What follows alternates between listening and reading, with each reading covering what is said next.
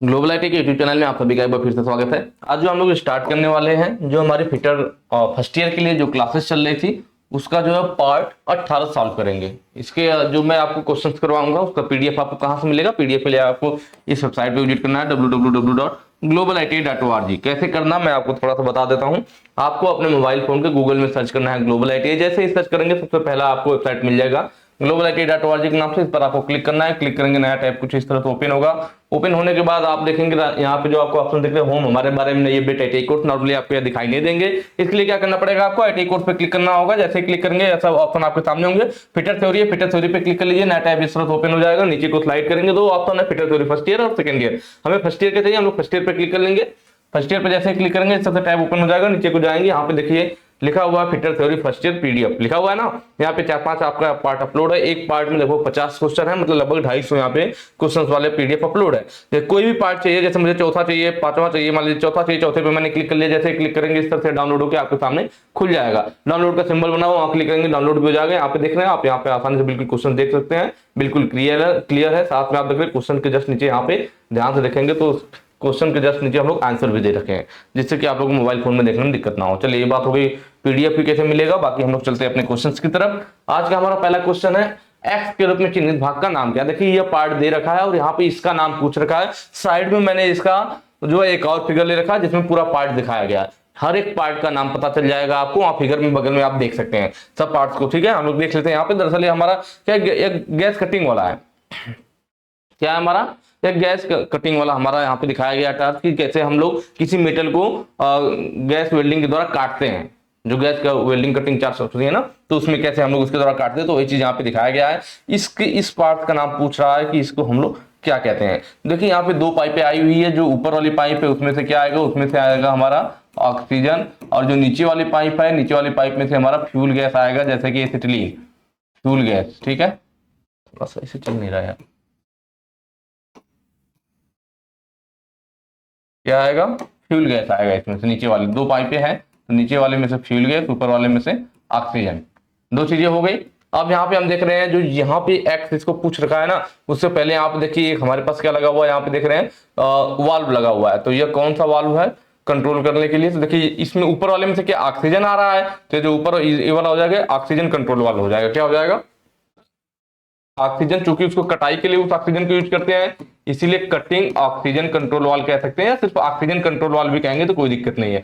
Oxygen control valve. देखिए इसमें रटने वाली चीज नहीं है। क्यों नहीं है? बस आपको ये पता हो कि भाई ऊपर वाली पाइप में से ऑक्सीजन आ रहा है, नीचे वाले में से फ्यूल गैस आ रहा है। तो ऊपर वाले में से जब ऑक्सीजन आ रहा है तो ऑक्सीजन का कंट्रोल वाल्व हो गया। नीचे वाले में से क्या आ रहा है? फ्यूल गैस आ रहा है, तो इसमें से क्या हो जाएगा? उसका कंट्रोल वाल्व हो जाएगा। तो दरअसल हमारा जो गैस कटिंग टास्क होती है, मैंने पीछे आपको वीडियो में बताया था कि उसमें पहले हम लोग क्या करते हैं, पहले हम लोग गैसों को छोड़ते हैं। जो हमारा आगे कटिंग टास्क होती है उसमें 5-6 होल बने, 4 से 6 होल बने होते हैं। उसमें से गैसें पहले ज्वाला निकलती है ज्वाला के रूप में, और वो पहले मेटल को गर्म करती है, प्री हीट। जब वो गर्म, उसी को प्री हीटिंग कहते हैं ना। पहले गर्म कर, जब गर्म हो जाती है तो बाद में ऑक्सीजन वाल्व को खोला जाता है और वो आकर के टकराता है, तो ऑक्सी करंट के द्वारा उस मेटल को काट करके अलग करता है, जहां पे कर्फ बन जाता है। मैंने आपको बताया था। तो वही चीज है कि भाई यहाँ पे क्या, ये ऑक्सीजन को कंट्रोल करेगा। जब उससे पहले हमारी प्री हीटिंग, तो ये जो फ्यूल गैस आ रही है इसका काम क्या रहेगा? प्री हीट करना। इसीलिए इसको क्या बोल देते हैं? Pre heating valve. इसीलिए इसको प्री हीटिंग वाल्व बोल रहे हैं, क्योंकि इसका काम क्या है? इसका काम है उसको कंट्रोल करना ना। ठीक है, तो प्री हीटिंग कंट्रोल वाल्व ये पहले क्या करता है? मेटल को गर्म कर लेता है। उसके बाद जब मेटल पिघलने वाले स्टेज में पहुंच जाती है, उसके बाद हम लोग ऑक्सीजन का वहां से वाल्व खोलते हैं और उससे टकरा करके उससे ऑक्सीडाइजेशन होता है और वो अलग हो जाता है। प्री हीटिंग कंट्रोल वाल्व, या फिर कहेंगे प्री हीट कंट्रोल वाल्व भी लिखता है। ठीक है, इतना क्लियर हो गया। नीचे आते हैं, जो यहाँ पे पूछ रहा था, तो देखिए इसके द्वारा हम लोग क्या करेंगे ना, जो ये चीज दे रखा था, अगर इसको हम लोग नट को ढीला करें तो क्या होगा? पाइप ऊपर नीचे होगी। टाइट कर देंगे तो ये फिक्स हो जाएगी। अगर ढीला कर देंगे तो ये ऊपर नीचे हो, मतलब यहाँ पे एक भाई हमारा आया वन नोजल, तो अगर इसको ढीला करेंगे तो ये ऊपर नीचे होगा। जो कटिंग टार्च है, टाइट कर देंगे तो ये फिक्स हो जाएगा। तो इसीलिए हम लोग इसको लूज करेंगे तो ऊपर नीचे होगा। कैसे ऊपर नीचे? मतलब वर्टिकली। तो वर्टिकल कंट्रोल के लिए, वर्टिकल एडजस्टमेंट के लिए, कटिंग टार्च के वर्टिकल एडजस्टमेंट के लिए, वर्टिकली अगर हमें ऊपर नीचे करना है उसके लिए यह वाला कंट्रोल है। ठीक है, हॉरिजॉन्टल एडजस्टमेंट के लिए तो यहां पे दिया हुआ है, यहां से करेंगे तो ऐसे इधर उधर होगा। हॉरिजॉन्टल एडजस्टमेंट के लिए कहां पे? यहां पे दे रखा है। ठीक है, किस लिए है? Horizontal adjustment. उसके बाद दो चीजें हैं, एक देखिए कि यह जो हमारी कटिंग टार्च है ना इसके साथ लगा हुआ है और यह यहाँ पे आगे पीछे स्लाइड हो रहा है, आगे पीछे जा रहा है, तो ये जिस पे चल रहा है इसको हम लोग क्या बोल देंगे कि ये इसका ट्रैक है। क्या है? ट्रैक है, कि ट्रैक पे ये आगे पीछे चल रहा है। ठीक है। उसके अलावा यहाँ पे अब साइड में देखेंगे तो एक पतली सी केबल टाइप की दिख रही होगी हमारी, क्या होती है? तो ये हमारी करंट केबल होती है। क्या होती है? करंट केबल होती है, करंट केबल। ठीक है। और यहां पर भी देखेंगे तो दो कंट्रोल वाल्व है, एक यहाँ आ गया और यहाँ पीछे। तो ये जो पीछे वाला होता है ना ये हमारा ड्राइव को कंट्रोल करता है। किसको? ड्राइव को। और जो इसके आगे यहाँ पे दे रखा है, इसके आगे आगे वाला यह जो है यह किसको कंट्रोल करता है? तो स्पीड को कंट्रोल करता है कि कितनी स्पीड में कंट्रोल होना। ठीक है। स्पीड का मतलब क्या कि कितनी स्पीड में चलेगा, क्योंकि भाई इस ट्रैक पे चल रहा है। और यह क्या करेगा नीचे वाला किसको? तो ड्राइव को कंट्रोल करेगा कि कब ड्राइव को मतलब कि आगे जाना है या पीछे जाना है, ड्राइव कंट्रोल। तो यह जो पहले वाला है ड्राइव कंट्रोल करेगा कि आगे या पीछे जाना, और आगे वाला जो स्पीड में कितनी तेजी से आएगी जाए या कितनी तेजी से पीछे आए। तो आगे यह स्पीड को कंट्रोल करता है और ये ड्राइव को कंट्रोल करता है। तो ये सारे पार्ट के मैंने नाम बता दिया। आपसे क्वेश्चन में इसका पूछ रखा था, तो यह क्या वर्टिकल एडजस्टमेंट है। तो ऑप्शन डी यहाँ पे सही हो जाएगा। क्या? Vertical adjustment. बाकी ये जितना चीजें मैंने बताई यहाँ फिगर में भी शायद एक बार मैं देख लेता हूँ। हाँ, फिगर में तो बिल्कुल क्लियर साफ साफ दिख रहा है, कोई दिक्कत नहीं है। मैंने अलग से लिख दिया कि क्या आपका फिगर वाला लिखा हुआ उतना सही नहीं दिख रहा हो, बट मैं देख रहा हूँ जहां तक मुझे लग रहा बढ़िया दिख रहा है। चलिए अगला क्या है कि ऑक्सीजन सिलेंडर की भंडार क्षमता क्या होती है।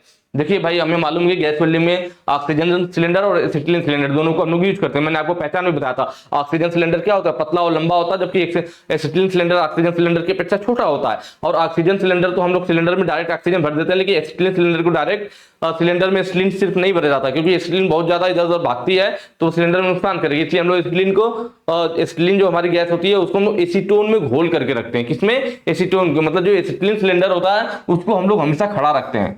एसिटिलीन सिलेंडर क्या रहेगा? ऑक्सीजन वाले को हम चाहे लिटा के रखे खड़ा रहे फर्क नहीं पड़ता, लेकिन एसिटिलीन सिलेंडर को हमेशा हम लोग खड़ा रखते हैं, क्योंकि एसिटिलीन सिलेंडर हमारा क्या होता है? इसमें एसीटोन रहता है। क्या रहता है? इस सिलेंडर में एसीटोन होता है। ठीक है। एसीटोन क्या करता है हमारा? तो एसीटोन जो होता है ना यह अपने अंदर एसिटिलीन को मतलब घोल करके एक तरह से रखता है अपने अंदर। क्या करता है? एसिटिलीन को घोल लेता है, अपने अंदर समा लेता है। या कितना? तो जितना एसीटोन का आयतन होगा अपने आयतन का 25 गुना।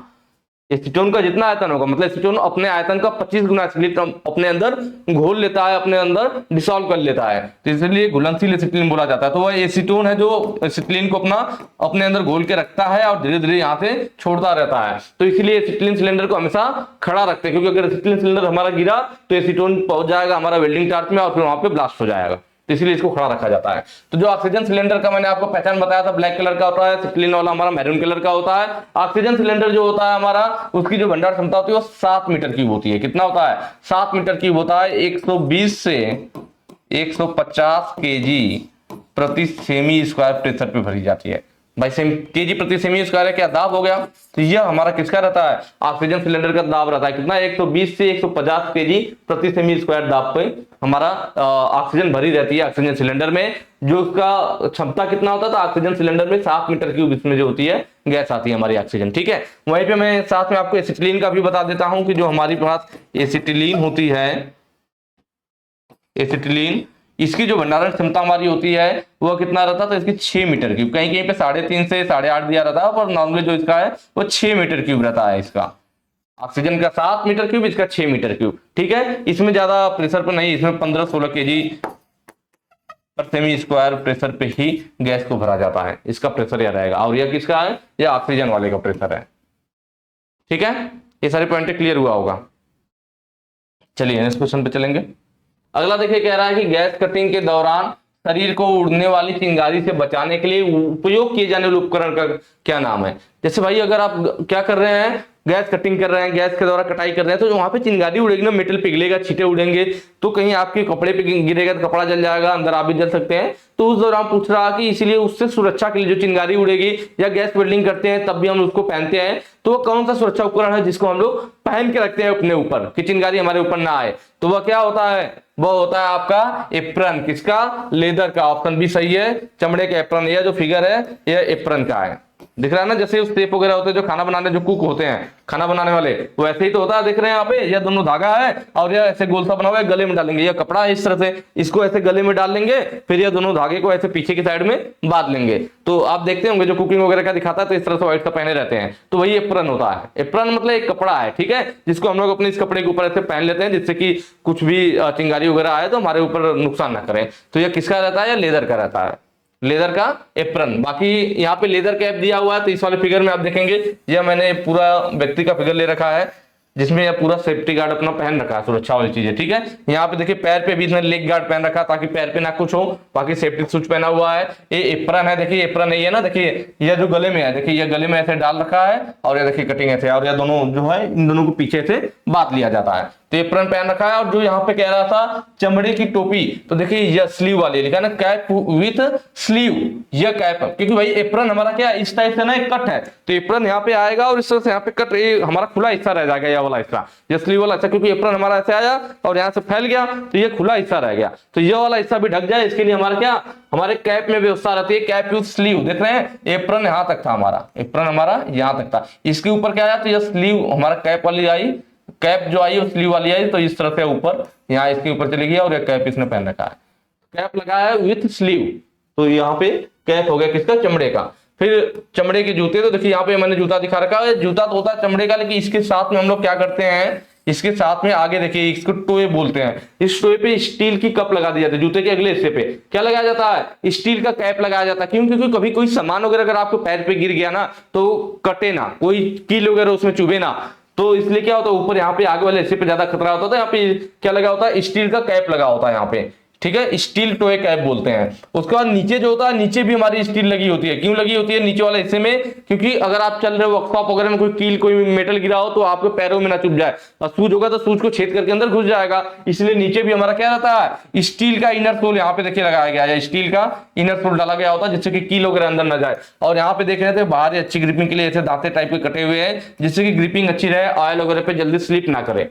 ये हमारा क्या हो गया, शूज हो गया, ठीक है। उसके बाद कटिंग गॉगल्स क्या है, तो ये आपको दिख रहा होगा, आराम से इस गॉगल्स को पहन सकते हैं, इसको हम लोग क्या कहते हैं, कटिंग गॉगल्स कहते हैं। चलिए अगले क्वेश्चन पे चलेंगे। कह रहा है गैस वेल्डिंग में उपयोग के बाद लौ को कैसे बुझाएं, कि जब हम लोग गैस वेल्डिंग में उपयोग कर लेते हैं तो लौ को बुझाना होता है, तो कैसे बुझाएं। हमारे भाई 2 सिलेंडर है, ऑक्सीजन है, एसिटिलीन है, तो भाई एक ही साथ तो दोनों बुझेगा नहीं, कोई ना कोई एक ऐसा होगा जिसे हम लोग के हमें क्या करना पड़ेगा, पहले बुझाना पड़ेगा।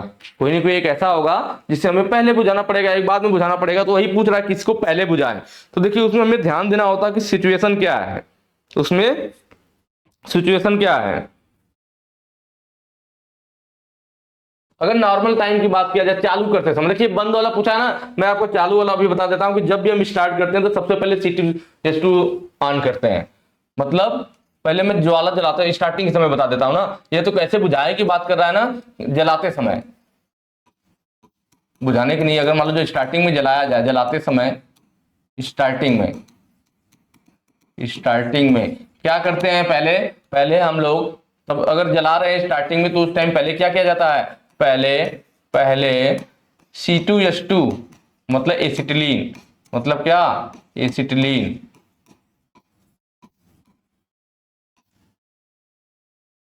गैस को ऑन करते हैं। जब ऑन कर रहे हैं तब की मैं बात कर रहा हूं, कि अगर मान लो कभी पूछ ले कि ज्वाला जलाते समय पहले कौन सा सिलेंडर ऑन करना चाहिए, तो पहले C2H2 एसिटिलीन वाला ऑन किया जाता है, उसके बाद में फिर जाकर के हम लोग क्या करते हैं, ऑक्सीजन को ऑन करते हैं। लेकिन बंद करते समय अगर नॉर्मल टाइप की बात की जाए तो हम लोग क्या करते हैं, पहले C2H2 को बंद भी करते हैं। अगर क्या किया जाए नॉर्मल, जैसे यहाँ पे कुछ नाम नहीं लिया, बस बोला है ना कि उपयोग के बाद लौ को कैसे बुझाएं, कैसे बुझाएंगे हम लोग लौ को, तो पहले हम लोग बंद करेंगे। नॉर्मल टाइप की बात कर रहा हूं, कब, जब नॉर्मल टाइम है, नॉर्मल हमने वेल्डिंग कर लिया, नॉर्मल टाइम पे हम क्या करेंगे, पहले C2H2 बंद करेंगे,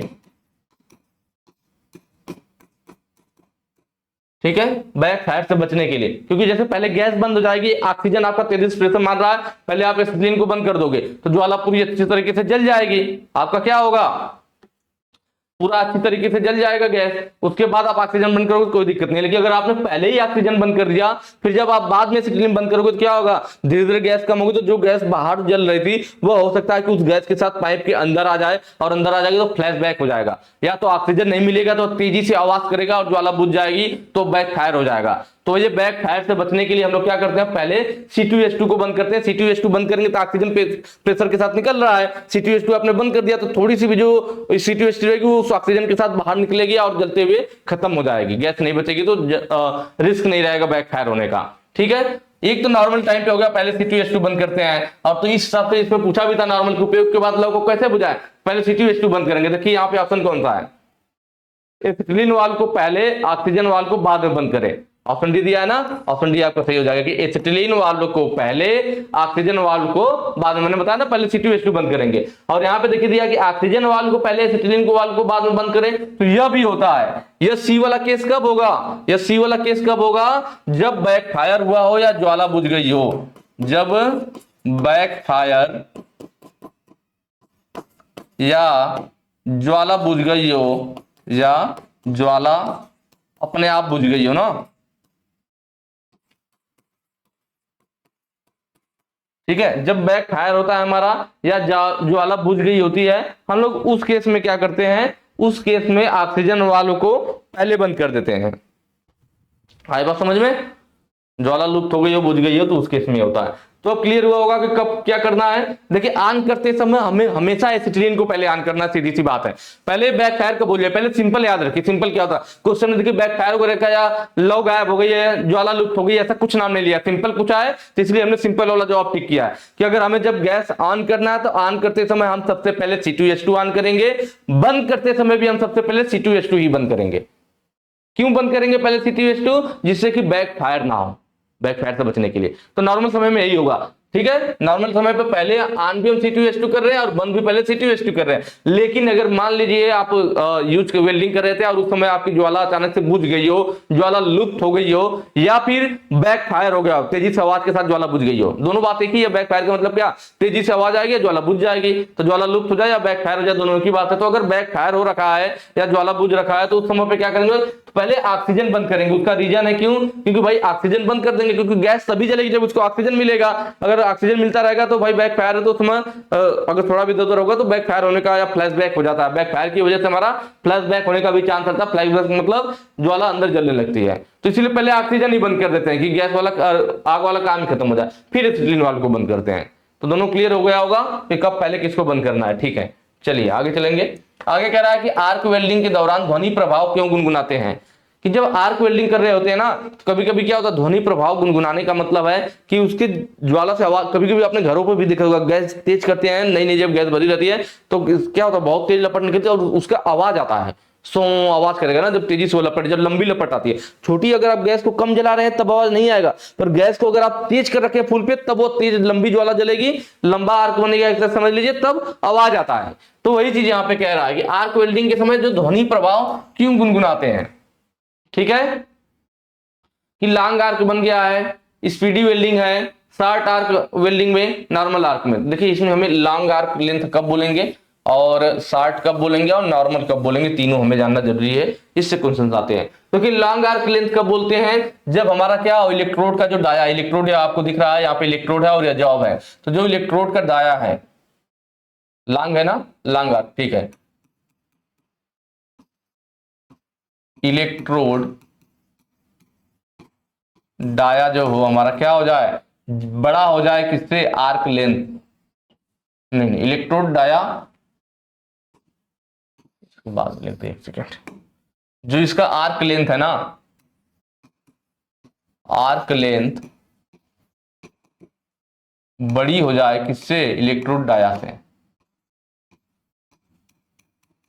इलेक्ट्रोड डाया, ये सिंबल जानते हैं ये बड़ा का है, तो आर्क लेंथ बड़ा है किससे, इलेक्ट्रोड डाया से। इलेक्ट्रोड डाया क्या होता है, तो मैंने आपको बताया था कि हमेशा इलेक्ट्रोड का डायमीटर फ्लक्स से नहीं मतलब होता है, क्योंकि आपको मालूम है, देखिए यहाँ पे भी दिखाया गया कि अंदर क्या है हमारा, जो वायर है, वायर के ऊपर या क्या है, फ्लक्स चढ़ा हुआ है। तो देखिए डाया क्या दिखाया गया, सिर्फ वायर का लिया गया है ना, या इतना हिस्सा। तो जो वायर वाला डाया होता है वही इलेक्ट्रोड का डाया होता है, फ्लक्स से हमें मतलब नहीं होता है। तो कह रहा है कि जो से जैसे ये जॉब है हमारा, तो आर्क क्या होता है, तो जब यह यहाँ पे क्या होता है, जब यह हमारा स्पार्क कराते हैं और इस तरह से जब ज्वाला बनकर के जलने लगती है, तो ये जो ज्वाला बनकर के जलती है यही हमारा क्या कहलाता है, आर्क कहलाता है, यही हमारा आर्क कहलाएगा। तो इलेक्ट्रोड से लेकर के जॉब के बीच में ये जो लंबाई होती है यही आर्क लेंथ कहलाएगी, आर्क की लंबाई कहलाएगी, ज्वाला की लंबाई है एक तरह से यह जो आग जल रही है, ठीक है। तो यह क्या हो, तो जो इलेक्ट्रोड का दायरा देखिए इतना सा है और आर्क का लेंथ देखिए कितना ज्यादा है, यहां से यहां तक देखने में लग रहा है कि आर्क लेंथ इतना बड़ा और इलेक्ट्रोड का दायरा इतना सा।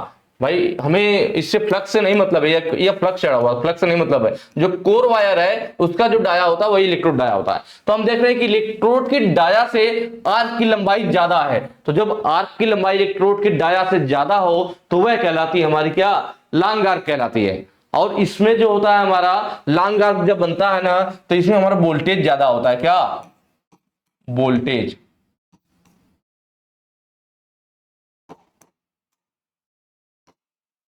वोल्टेज अधिक होता है, ठीक है, और करंट कम। करंट क्या होता है, कम होता है, वोल्टेज अधिक होता है, करंट कम होता है, कब, जब लॉन्ग आर्क बनता है। और एक चीज और होता है कि जब लॉन्ग आर्क बनता है तो आवाज कैसी आती है, तो उस आवाज को हमिंग साउंड बोलते हैं। क्या बोलते हैं, यह भी कई बार आपके कॉम्पिटिटिव वाले एग्जाम में भी पूछा गया है, humming, humming sound, humming sound आता है। जब लॉन्ग लार्क आर्क रहती है तो हमिंग साउंड जैसी आवाज आती है। उसके बाद बारी आती है किसकी, शार्ट आर्क की। जो शार्ट आर्क है तो शार्ट आर्क किसको बोलेंगे, तब देखिए इलेक्ट्रोड की डाया से, देखिए ये इलेक्ट्रोड का डाया है ना, जो इलेक्ट्रोड की डाया से ये तो उसका फिगर, शार्ट आर्क की बात कर रहा है ना, शार्ट आर्क ये वाला देखिए, इलेक्ट्रोड की डाया से, जब हमारा इलेक्ट्रोड की डाया से आर्क की लंबाई क्या हो जाए, कम हो जाए। देखिए देखने में हल्का सा पता नहीं चल पा रहा है, लेकिन देखिए कम रहेगा। जब इसका क्या होगा, शार्ट आर्क कब बोलेंगे, छोटी आर्क कब रहेगी, तो जब यह आर्क की लंबाई क्या होगी, इलेक्ट्रोड की डाया से कम हो जाएगी।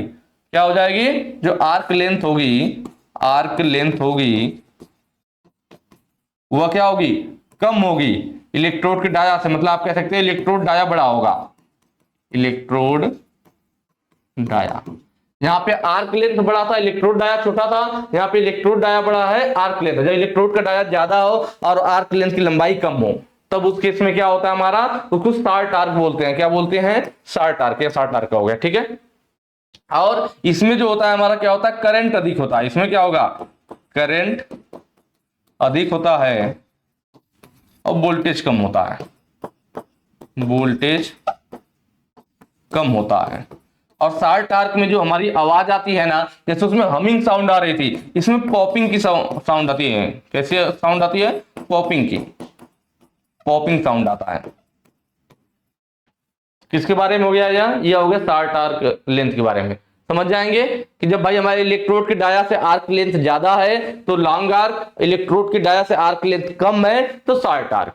बिल्कुल आसान है, कोई एकदम अलग कहानी नहीं, जो बोल रहा है उसी टाइप से काम भी है, कुछ अलग से कुछ ऐसे रटने वाली या समझने वाली चीज नहीं है। यहाँ पे भी आपकी क्या, ये आर्क यहाँ पे बनेगी आर्क आपकी। फिर आपका क्या बचता है, नॉर्मल आर्क लेंथ, ठीक है।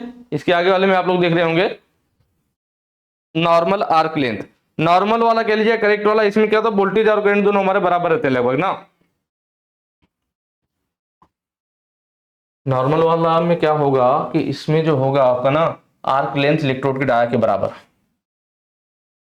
अलग लिख देते हैं यहाँ पे, यह सब तो इतना हो गया ना, इसको अलग कर दीजिए। अब देखिए इसका क्या हो जाएगा कि जो आर्क लेंथ होगा ना, आर्क लेंथ वो क्या होगा, बराबर होगा इलेक्ट्रोड डाया के, इलेक्ट्रोड डाया के बराबर है आर्क लेंथ। मतलब जो इलेक्ट्रोड का डायामीटर है और जो यह आर्क की लंबाई है, यह दोनों अगर आपस में बराबर हो जाए, यह डाया और यह लंबाई दोनों आपस में बराबर है, तो उसको हम लोग क्या बोलेंगे, नॉर्मल आर्क लेंथ बोलेंगे। क्या बोलेंगे, नॉर्मल आर्क लेंथ, ठीक है। इसमें क्या होता है हमारा, इसमें जो है ना, यह लगभग करंट की वोल्टेज की करंट वोल्टेज लगभग सही अनुपात में रहते हैं,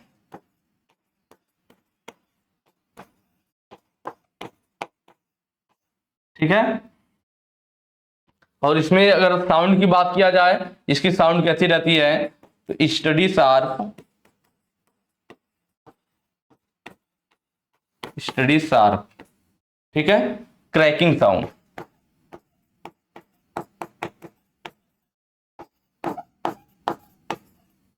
ये क्या हो गया, इसका साउंड हो गया कि इसकी साउंड कैसे थी। एक चीज और, जैसे हमारा यह करेक्ट लेंथ है तो यह लगभग इसकी लंबाई जो रहती है ना, या आर्क की जो लगभग लंबाई रहती है, या आर्क की लंबाई लगभग हमारा 3 mm रहता है। कितना रहता है, लगभग 3 mm रहता है।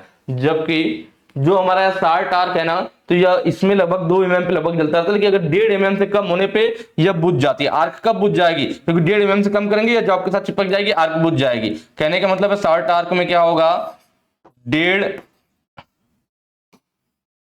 1.5 mm से कम होने पर आर्क बुझ जाएगी, आर्क बुझ जाएगी। ठीक है। जबकि यहां पे बात किया जाए जो हमारा क्या था, लॉन्ग आर्क था, इसमें कब बुझती है, 6 mm से अधिक होने पे। 6 mm से आर्क लेंथ क्या हो जाए, आर्क लेंथ 6 mm से अधिक हो जाए, तो 6 mm से अधिक होने पर आर्क बुझ जाएगी।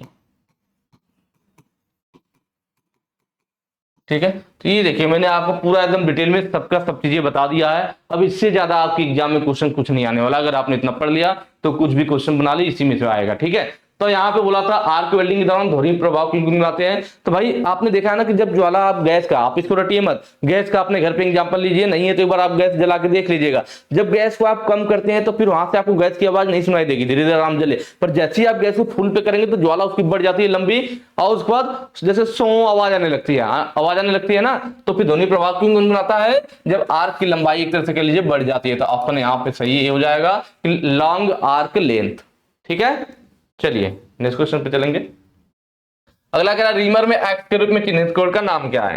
तो देखिए यह रीमर की एक्सिस बीच में खींचा गया है और यह कटिंग एज है। तो रीमर का जो यह एक्सिस है ना, यह दिख रहा होगा आप लोगों को,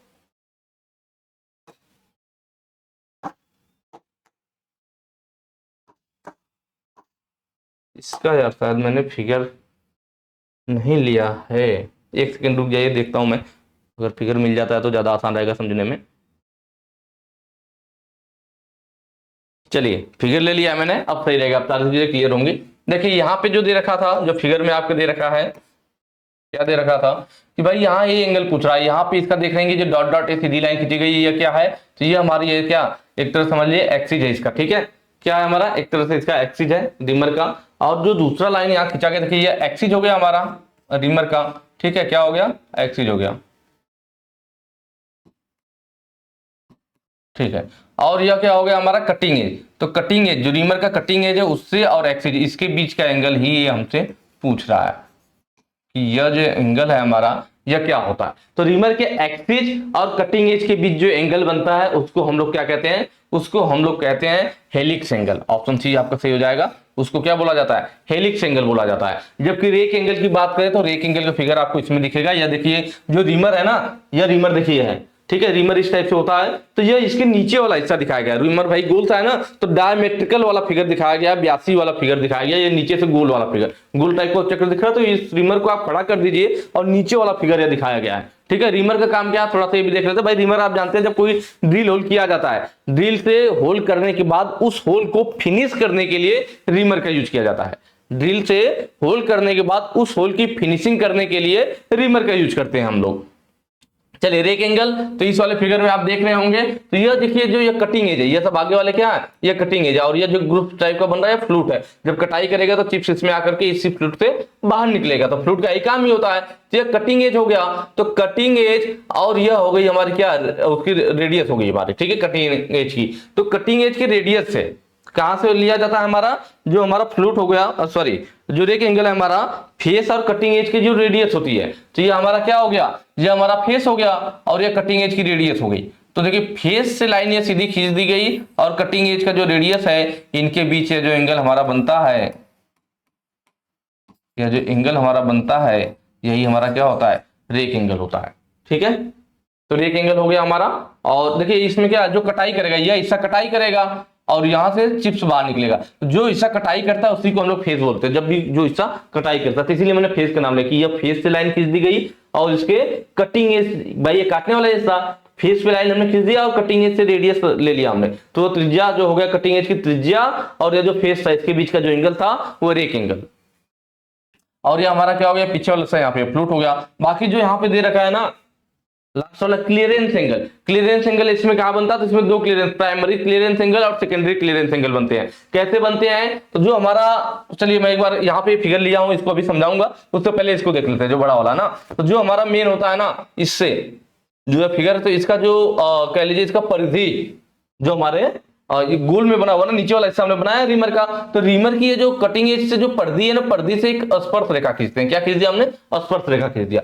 इसके परिधि पे क्या किया हमने, एक सीधा स्पर्श रेखा खींच दिया, और स्पर्श रेखा हो गई। अब पीछे देख रही है थोड़ा सा यहाँ झुकाव दिया गया, तो ये जो पहला क्लियरेंस मिलता है ना इस पे, और दूसरा क्लियरेंस देखिए यहाँ पे है, एक और लाइन है, दूसरा क्लियरेंस यहाँ पे, तो दो क्लियरेंस एंगल मिलेगा, एक यह मिलेगा और एक यह मिलेगा। जो पहला वाला मिलेगा यह प्राथमिक क्या हो जाता है, प्राथमिक या फिर कह लीजिए प्राइमरी क्लियरेंस एंगल, प्राथमिक अवकाश कोण।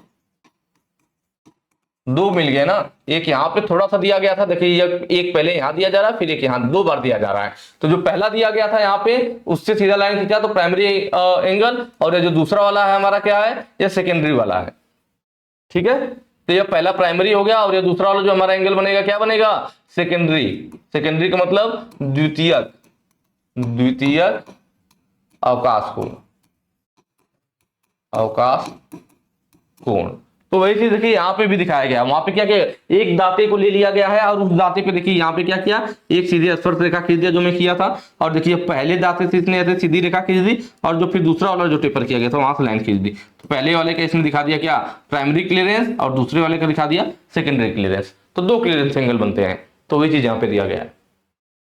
चलिए अगला देखते हैं, अगला कह रहा है कि ड्रिल किए गए छेद को फिनिश करने की प्रक्रिया का क्या नाम है। मैंने अभी आपको बताया देखिए कि अगर कहीं पे ड्रिल किया जाता है तो ड्रिल किए गए होल को फिनिश करने के लिए हम लोग क्या करते हैं, रीमिंग प्रोसेस यूज करते हैं। क्या करते हैं, रीमिंग प्रोसेस। तो ऑप्शन यहाँ पर सही हो जाएगा कि भाई छेद को होल को फिनिश करना है तो रीमिंग किया जाएगा। देखिए यहाँ पे हमारा जॉब है, जॉब में वाइस पकड़ी गई है, जॉब देखिए इस जॉब में क्या है, होल बना हुआ, क्या बना हुआ है, होल बना हुआ, और इस होल में हम लोग इस रीमर की मदद से जब घुमाएंगे तो होल के अंदर रीमर जाएगा और उसकी फिनिशिंग कर देगा। तो ये रीमिंग करते हुए दिखाया गया है। वो भी देखिए हाथ से घुमाना है तो ये हैंड रीमर है। हैंड रीमर की पहचान भी ये होती है कि ऊपर वाले जो इसकी टैंग होती है वो उस पर क्या स्क्वायर आकृति होता है, टैंग कैसी होती है, स्क्वायर आकृति, ताकि यदि जो फंस जाए और इसको हाथ से घुमाया जा सके। ठीक है, टैप रिंच वगैरह की मदद से हम लोग रीमर को भी घुमा देते हैं। तो ये रीमर का हो गया। बाकी स्पॉट फेसिंग, जैसे दूसरा स्पॉट फेसिंग क्या होता है, देखिए कोई भी हमें क्या वाशर लगाना हो, कहीं नट बोल्ट लगाना हो किसी सरफेस पे, और वो सरफेस अगर खुरदुरी है, सरफेस खुरदुरी है, तो यहाँ पे जो हमारा बोल्ट होगा उसका हेड सही से बैठेगा नहीं, या जो वाशर होगा वाशर के बैठने के लिए बराबर सतह नहीं मिलेगी। तो हम क्या करते हैं, पूरी सरफेस को फिनिश ना करके जहां पे हमें नट बोल्ट लगाना है, वाशर लगाना है, उतने एरिया को गोल, हम लोग गोल एरिया में जितना वाशर बैठना है उतने एरिया को फिनिश कर देते हैं, ताकि वाशर को बैठने के लिए आसान मिल जाए। उसी को स्पॉट फेसिंग, स्पॉट, स्पॉट लिख दिया है, स्पॉट, स्पॉट समझ रहे हैं ना, नहीं ले कहते हैं कि ऑन द स्पॉट, कि उसी जगह पे तुरंत उनकी जो है डेथ हो गई। ठीक है, तो उसी टाइप से यहाँ पे स्पॉट का मतलब क्या हो गया कि उसी जगह पे जहां हमें जरूरत है फेसिंग, वहां पे फेसिंग कर देंगे। तो जहां पे हमें वाशर लगाना, बाकी सरफेस से हमें नहीं मतलब है, जहां पे हमें वाशर लगाना है वो उसी जगह को क्या करेंगे, उस वाले स्पॉट को हम लोग फेसिंग कर देंगे, उसको समतल बना देंगे जिससे कि वाशर को बैठने के लिए जगह मिल जाए। उसी को स्पॉट फेसिंग कहते हैं। और यह फिगर है आपका, यह दोनों फिगर। ठीक है, ये देखिए कटिंग टूल है, यह कटर है हमारा, यह क्या है हमारा, कटर है, और यह पायलट का काम करता है। पायलट का मतलब हो गया कि होल के अंदर चला जाएगा, जो होल रहेगा भाई, मान लीजिए हमारी सरफेस थी तो ये पायलट इस होल के अंदर चला जाएगा। यह कटर चौड़ा है तो देखिए कटर ने क्या किया, इतनी दूर के हिस्से को साफ कर दिया ना। यह मान लीजिए कोई सरफेस थी, यहाँ पे हमें स्क्रू लगाना था, तो स्क्रू को बैठने के लिए आसान देना है, तो हमने क्या किया, यह जो पायलट होगा या होल के अंदर चला जाएगा। होल के अंदर इसलिए जाता है ताकि इसको पायलट का मतलब इसको गाइड करता है कि आसानी से वहां पे यह काम कर सके। तो पायलट यह अंदर चला जाएगा इस होल के, तो यह पूरा सेंट्राइज हो जाएगा। अब उसके बाद घूमेगा तो यह जो कटर है चारों तरफ ऐसे कटाई कर देगा, तो मतलब यहाँ पे क्या समतल जगह मिल जाएगी, आराम से वहां पे स्क्रू लगा सकते हैं, वाशर लगा सकते हैं। तो ये हमारा स्पॉट फेसिंग होता है। काउंटर बोरिंग और काउंटर सिंकिंग दो चीज और है। तो देखिए स्पॉट, यह जो हमारा लगभग मिलता जुलता है, स्पॉट फेसिंग और काउंटर बोरिंग। काउंटर बोरिंग में जो होता है गहराई अधिक, जैसे यह काउंटर बोरिंग की तरह, लेकिन इसमें थोड़ी सी गहराई, हल्का सा बस साफ करते हैं ना, तो इसमें हल्की सी गहराई रहती है। जबकि काउंटर बोरिंग में यही गहराई अधिक बढ़ा दिया जाए अगर होल पे, तो काउंटर बोरिंग हो जाता है। अभी मैं आगे आपको दिखाता हूं दोनों का। देखिए यह वाला जो इधर का फिगर है यह काउंटर सिंकिंग का है, यह वाला फिगर किसका है, यह जो इतना फिगर है यह हमारा है काउंटर सिंकिंग का, काउंटर सिंकिंग। जबकि इधर वाले जो फिगर है हमारे किसके हैं, काउंटर बोरिंग के।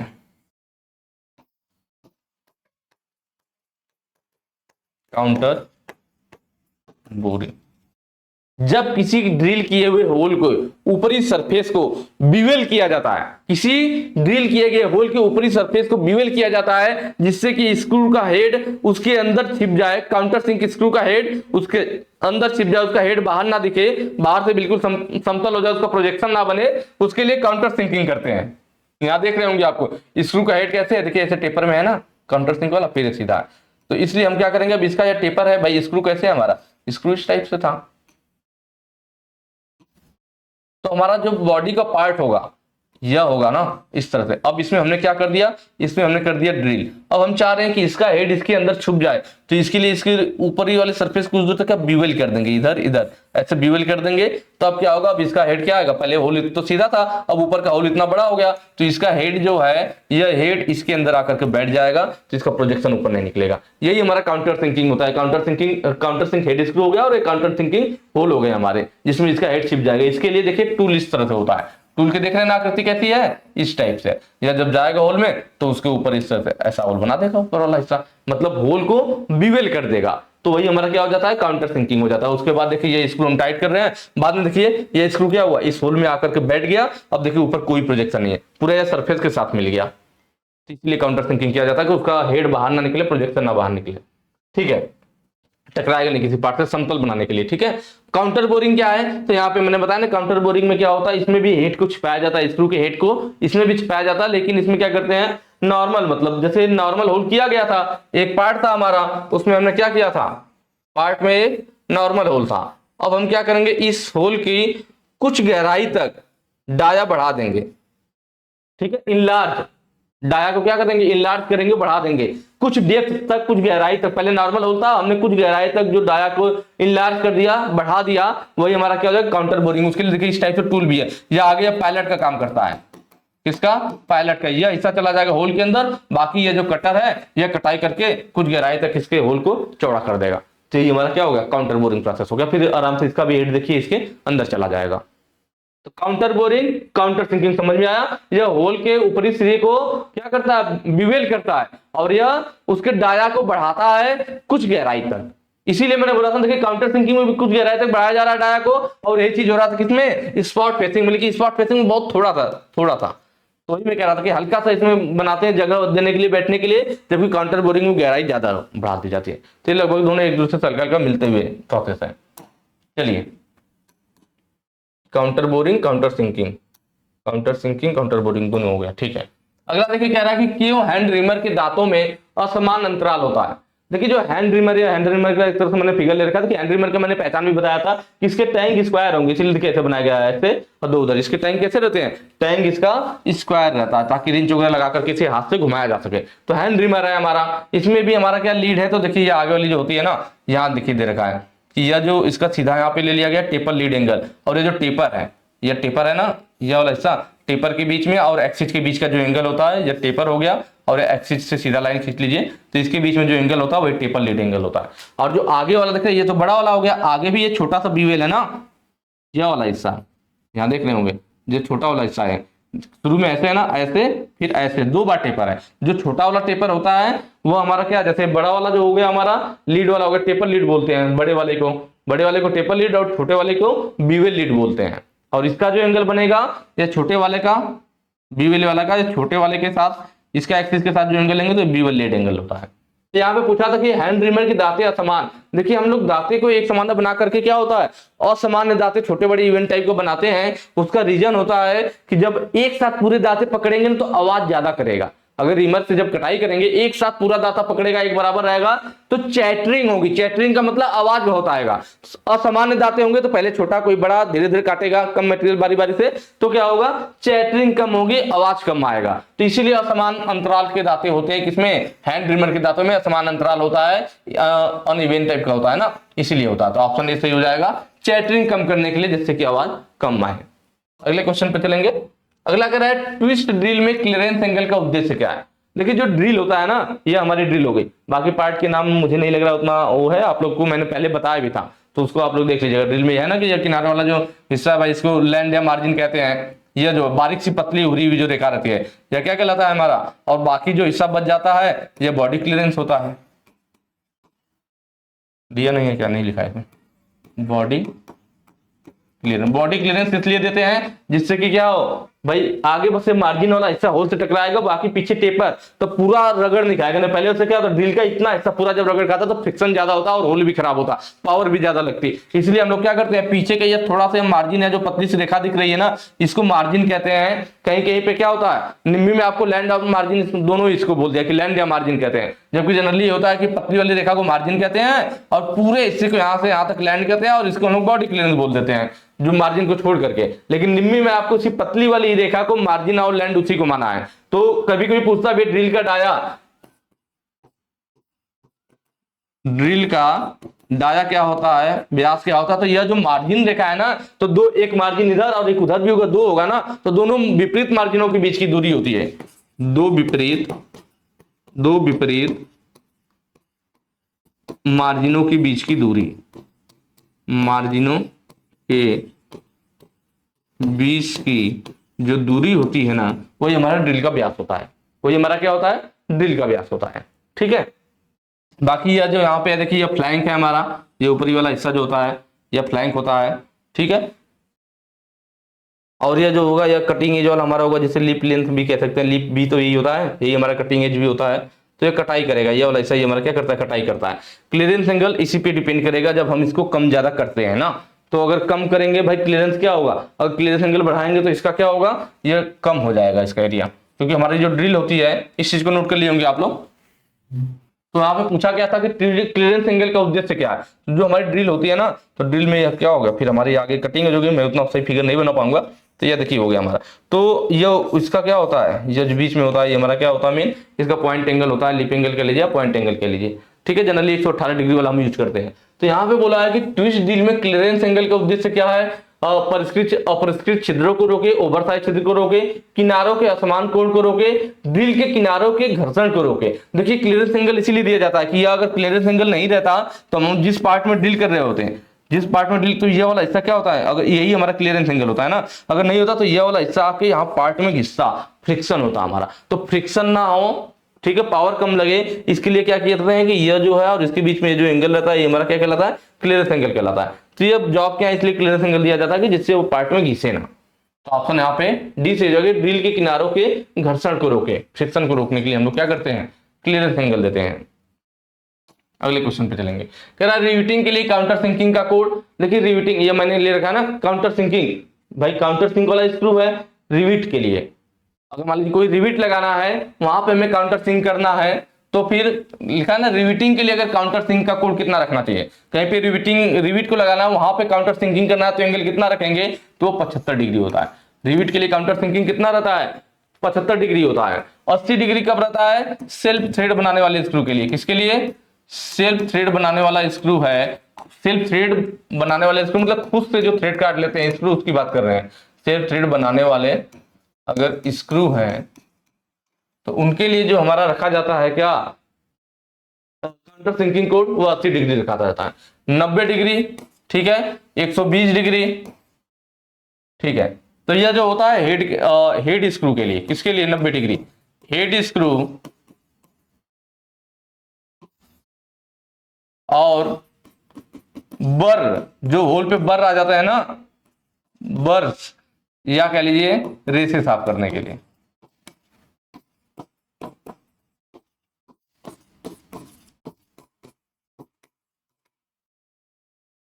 इसके लिए 90 डिग्री हमारा काउंटर सिंकिंग कोड रखा जाएगा। 120 डिग्री कब रखते हैं, तो अगर होल की चैम्फरिंग करना हो, होल की चैम्फरिंग करना हो, होल की चैम्फरिंग करना हो हमें, या 120 डिग्री की बात कर रहा हूं मैं, कब रखेंगे, जो होल की चैम्फरिंग करना हो या थ्रेड बनाने वाले स्क्रू के लिए काउंटर सिंकिंग करना हो।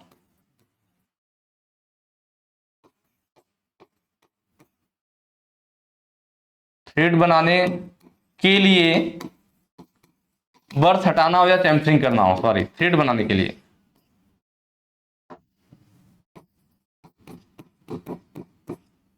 ठीक है, होल की चैम्फरिंग करना होगा या थ्रेड बनाने के लिए जब चैम्फरिंग करना होगा तो उस केस में भी हम लोग क्या करते हैं, जो यहाँ पे मैंने बना रखा है कि 120 डिग्री, तो 120 डिग्री रखा जाता है उस केस में भी। ठीक है,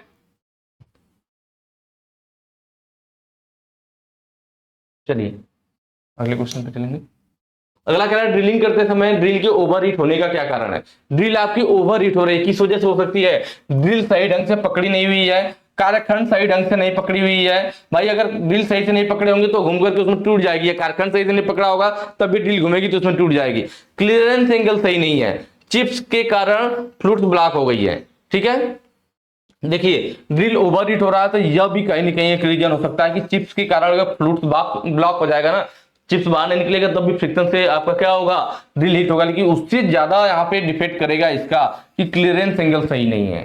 ठीक है, क्योंकि यार मैंने बताया आपको ना कि जो हमारा जॉब होता है जब हम इस पे ड्रिल कर रहे हैं तो ये हमारा हो गया ड्रिल, तो ड्रिल का जो होता है यहाँ पे हमारा क्या क्लियरेंस एंगल होता है। अगर क्लियरेंस एंगल ठीक नहीं होगा, क्लियरेंस एंगल ज्यादा आप लोग कम कर दोगे तो क्या करेगा, उतना ही ज्यादा जॉब से फ्रिक्शन करेगा, और जब जॉब से फ्रिक्शन करेगा तो ओवर हीट होगा, सीधी सी बात है। घर्षण होगा तो जैसे आप दोनों हाथ अभी रगड़ दो, आपस में घर्षण हुआ, हाथ हीट हो जाता है, तो वही चीज है, जब फ्रिक्शन होगा तो हीट जनरेट होगा। तो पूछ रहा ड्रिलिंग करते समय ड्रिल के ओवर हीट होने का क्या कारण है, इसका मतलब जो क्लियरेंस एंगल यहाँ पे दिया जा रहा था उसी चीज से बचने के लिए दिया जा रहा था कि फ्रिक्शन ना हो, और क्लियरेंस एंगल सही नहीं है, इसका मतलब फ्रिक्शन हो रहा है जिस वजह से ड्रिल हमारी ओवर हीट हो रही है। तो ऑप्शन सी आपका सही हो जाएगा, क्लियरेंस एंगल सही नहीं है।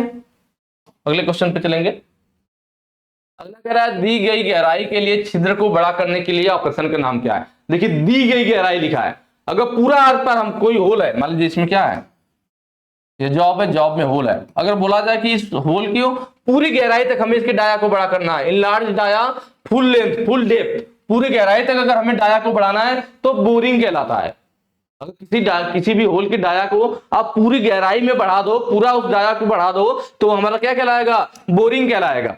लेकिन यहां पे बात कर रहा है क्या, दी गई गहराई के लिए, मतलब पूरा नहीं लिखा है ना, the operation to enlarge the hole for given depth, दी हुई गहराई, गिवन डेप्थ मतलब कुछ गहराई तक हम लोग क्या करेंगे, इनलार्ज द होल, होल को बड़ा कर देंगे, उसकी डाया को बढ़ा देंगे।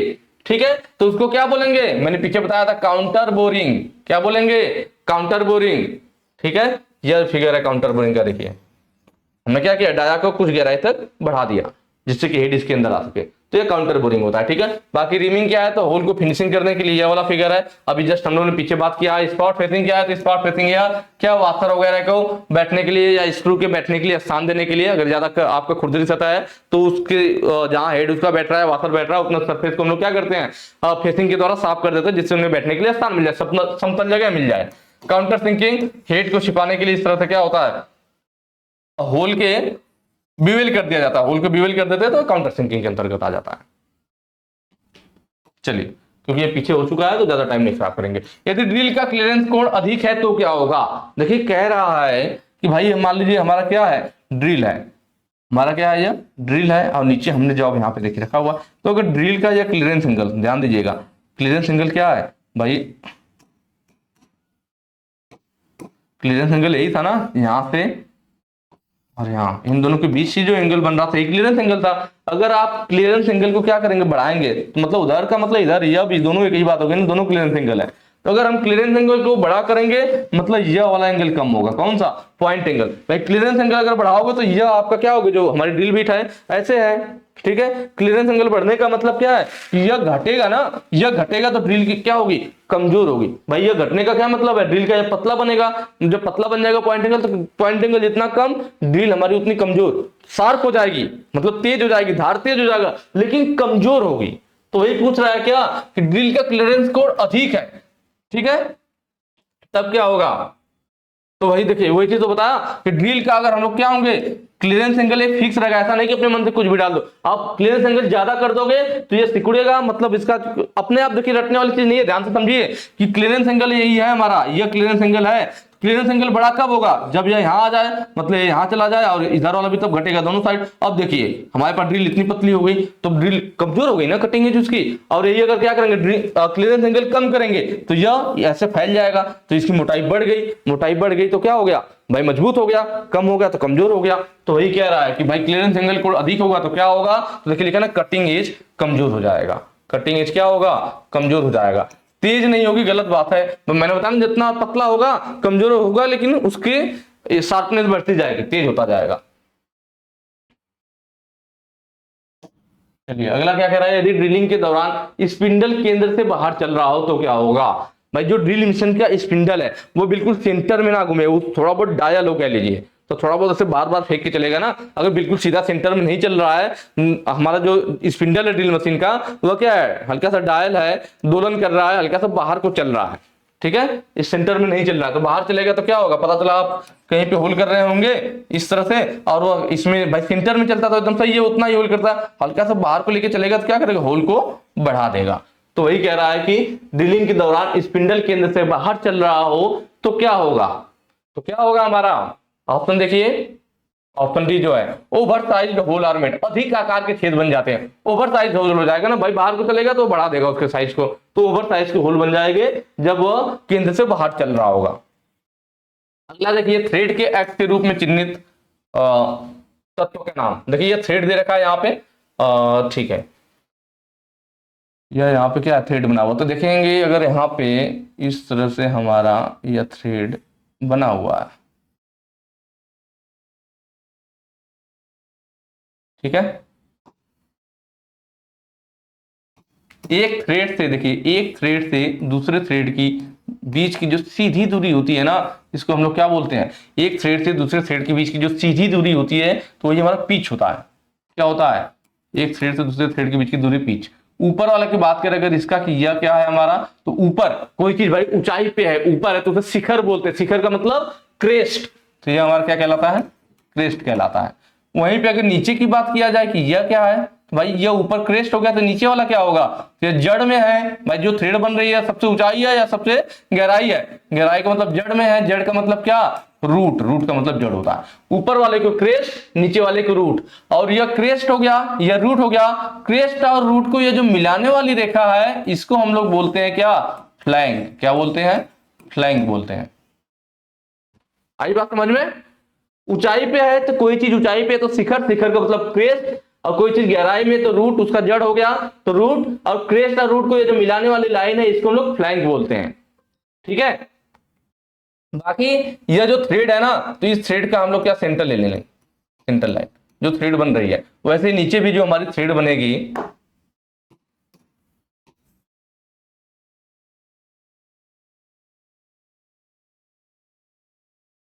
नीचे भी हमारी क्या होगी, नीचे भी यह जो थ्रेड बन रही है इसका भी सेंटर लाइन, इसकी गहराई का सेंटर ले लीजिए, ठीक है।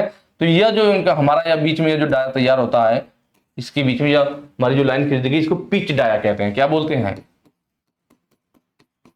पिच डाया, ठीक है। जो सबसे बाहरी भाई ये जो पूरा थ्रेड काटा गया बड़ा वाला, इधर क्रेस्ट और इधर क्रेस्ट, दोनों क्रेस्ट के बीच की जो दूरी होगी ना, दोनों क्रेस्ट के बीच की जो दूरी होगी ऐसे, यह क्या होगा, मेजर डाया, बड़ा वाला व्यास कहलाता है, क्या कहलाता है, मेजर डाया। और दोनों रूट के बीच की, यह रूट हो गया इधर और इधर यह रूट हो गया, तो दोनों रूट के बीच जो दूरी होती है यह माइनर डाया कहलाता है, माइनर डाया का मतलब छोटा वाला व्यास, ठीक है, मेजर डाया माइनर डाया। और यहाँ पे देखिए दिया था रूट कौन सा है, पता चल गया, जो नीचे वाला हिस्सा है रूट है, पिच कौन सा है, तो एक थ्रेड से दूसरे थ्रेड के बीच की दूरी। क्वेश्चन में क्या पूछा है, देखिए एक थ्रेड से दूसरे थ्रेड की दूरी ऐसे दिखा करके, इसको यहाँ पे दिखा करके बोल रहा है कि यह क्या है, तो एक थ्रेड से दूसरे थ्रेड के बीच की दूरी मैंने अभी आपको बताया क्या कहते हैं, पिच कहते हैं, तो ऑप्शन सी यहाँ पे सही हो जाएगा, पिच। बाकी फ्लैंक क्या होगा, तो मैंने आपको बताया कि जो हमारा क्रेस्ट है, जो रूट है, इनको मिलाने वाली जो यह रेखा होती है यही हमारा क्या कहलाती है, फ्लैंक कहलाती है, ठीक है। लीड क्या है, तो देखिए लीड अलग चीज, लीड में क्या होता है कि जैसे मान लीजिए कोई आप बोल्ट ले लीजिए, क्या ले लीजिए, कोई आप ले लीजिए बोल्ट, बोल्ट यह हो गया हमारा इस तरह से, इस पे कटा हुआ है थ्रेड, और एक हमारा क्या होगा, इस पे चढ़ाने के लिए हमारा नट होगा, भाई बोल्ट पे क्या चढ़ेगा, नट होगा, नट के अंदर थ्रेड कटा होगा। तो जब इस बोल्ट पे इस नट को घुमाएंगे, देखिए एक चीज ये भी बहुत बड़ा कंफ्यूजन रहता है, लोग परेशान रहते हैं कि कौन सा बोल्ट है कौन सा नट है, किसी से आप अचानक से पूछ के देख लेना, है तो छोटी चीज, पर कभी किसी से अचानक पूछोगे कि किसको बोल्ट किसको नट कहते हैं तो कंफ्यूज हो जाएगा कि बड़े वाले को बोल्ट क्या है कि छोटे वाले को बोल्ट क्या है, लोग इसको भी कह देते हैं कि बोल्ट नहीं मिल रहा है। तो याद करने का मैंने तरीका एक बार बताया था कि बोल्ट, BOLT बोल्ट, नट या न्यूटी नट, नट में कितने अक्षर, 3 अक्षर, बोल्ट में कितने अक्षर, 4 अक्षर, 4 अक्षर बड़ा है तो बड़ा वाला बोल्ट, 3 अक्षर छोटा है तो छोटा वाला नट। ये याद करने का तरीका कि भाई बोल्ट बड़ा होता है तो इंग्लिश भी देखिए बड़ा है, यह बड़ा होता है तो यह क्या होगा, बोल्ट होगा कि नट होगा। तो हमें पता है कि बोल्ट नट में जो अक्षर जिसमें ज्यादा आएंगे वही वाला होगा। तो बोल्ट में 4 अक्षर तो यह बड़ा भी है 4, नट छोटा है तो नट में 3 अक्षर है, कैसे याद रहेगा। ठीक है, तो जब इस बोल्ट पे हम लोग इस नट को चलाते हैं तो नट को एक चक्कर घुमाने पे वो जितना दूरी इस बोल्ट पे चलता है वही लीड कहलाती है। आई बात समझ में, नट को इस बोल्ट के ऊपर एक चक्कर घुमाएंगे, एक चक्कर घुमाने पे वह जितना दूरी बोल्ट पे तय करेगा वही दूरी उसकी लीड कहलाएगी। तो यह लीड होता है हमारा। ठीक है, चलिए आज 270 ठीक है कंप्लीट हो गया। तो आज के लिए इतना ही। मुझे उम्मीद है आप लोगों को अच्छे से समझ में आएगा। कमेंट करके जरूर बताइएगा वीडियो कैसी लगी, और अगर वीडियो अच्छी लगी है तो हमेशा की तरह यही कहूंगा ज्यादा से ज्यादा शेयर कीजिएगा। आगे के जो क्वेश्चन है हम लोग नेक्स्ट वीडियो में करेंगे। Thank you.